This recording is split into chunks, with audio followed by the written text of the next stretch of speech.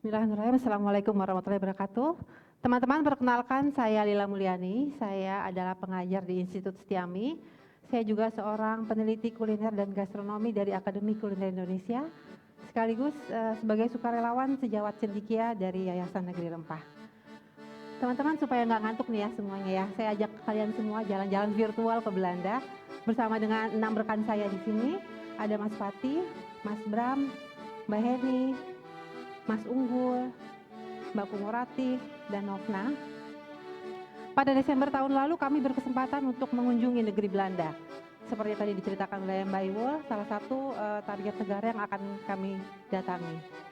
Belanda itu kita semua tahu adalah negara kincir angin ya, memiliki kanal-kanal yang sangat indah. Ternyata Belanda itu negara yang nggak besar. Luas wilayahnya itu hanya sekitar 1/3 dari Pulau Jawa. Tapi sistem transportasi umum di Belanda itu sangat modern dan sangat nyaman lah untuk kita sebagai pendatang. Kami selama di sana juga selalu menggunakan moda transportasi umum dalam mengunjungi beberapa wilayah di sana. Kemudian saat sampai di Belanda, kami disambut dengan suhu 8 sampai 11 derajat Celcius. Cukup dingin sebenarnya, apalagi ditambah dengan cuaca yang mendung, hujan rintik-rintik, dan angin yang lumayan kencang menerpa kami. Oke, kalau kita bicara tentang Belanda teman-teman, tentunya kita perlu flashback ke abad 17 saat pertama kali Belanda datang ke Indonesia untuk mengeksplorasi, mencari rempah-rempah di Indonesia. Saat ke Leiden University, kami membuktikan perburuan Belanda datang ke Indonesia tersebut. Peta jalur perdagangan rempah dibuat dengan garis-garis yang menghubungkan antar pulau-pulau di Indonesia dari Sabang sampai Merauke. Setiap pulau memiliki keunikan rempahnya tersendiri, menjadikannya seperti catatan perburuan harta karun rempah yang sangat tak ternilai. Tentu saja itu merupakan sebuah sejarah masa lalu yang merupakan kejayaan bagi bangsa Belanda. Tetapi bagi kita, ya begitulah. Saat kami mengunjungi Kedubes Indonesia di Den Haag, kami disuguhi dengan beberapa buku masakan Indo-Belanda. Itu sangat menarik, karena saat kita buka, di salah satu bukunya ada beberapa resep yang menggunakan banyak rempah Indonesia. Salah satu resep yang sempat saya lihat adalah makanan yang namanya leverwurst, itu sosis dari daging babi yang menggunakan selain merica, menggunakan marjoram, juga itu adalah rempah daun Eropa, tapi juga menggunakan fuli, bunga pala, dan jahe. Menurut informasi dari Kedutaan Indonesia di Belanda, ada sekitar 600 restoran di Belanda yang bisa dibilang memiliki ciri khas keindonesiaan. Pada gambar ini kami sedang mengunjungi University van Amsterdam. Selain bertemu dengan peneliti, kami juga diajak menjelajah ke ruang dan bangunan bekas kantor VOC yang sekarang dimanfaatkan menjadi salah satu gedung di Universitas van Amsterdam. Jadi sangat menarik, kampusnya itu ada di gedung bekas VOC. Kami juga berkesempatan untuk bertemu dengan RCI, sebuah badan warisan budaya Belanda yang bekerja untuk perlindungan dan konservasi situs warisan nasional Belanda.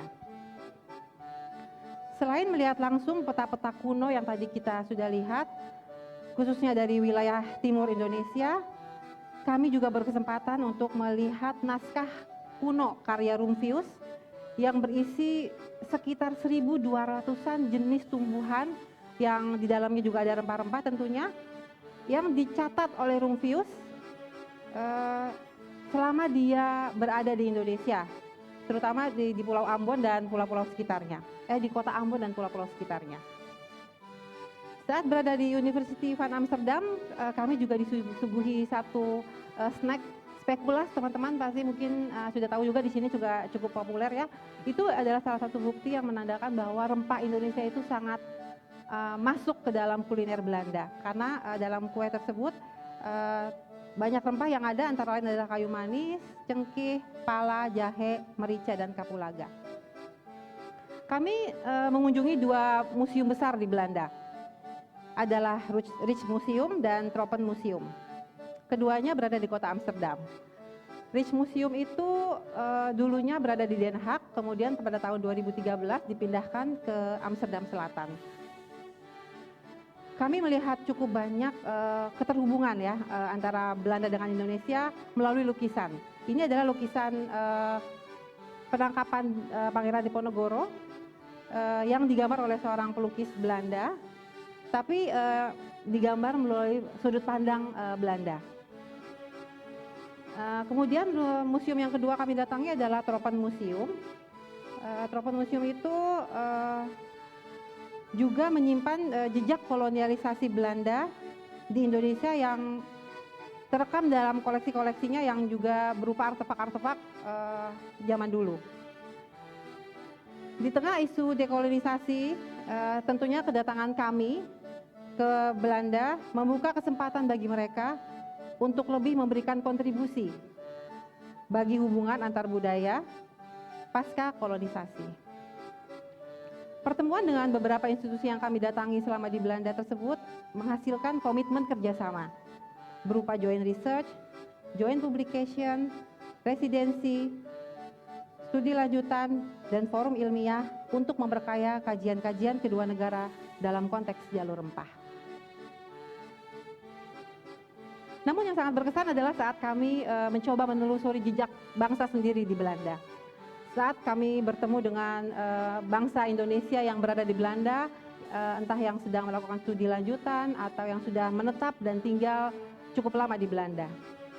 Dari situ kami banyak bercerita tentang bagaimana kehidupan mereka di Belanda, bagaimana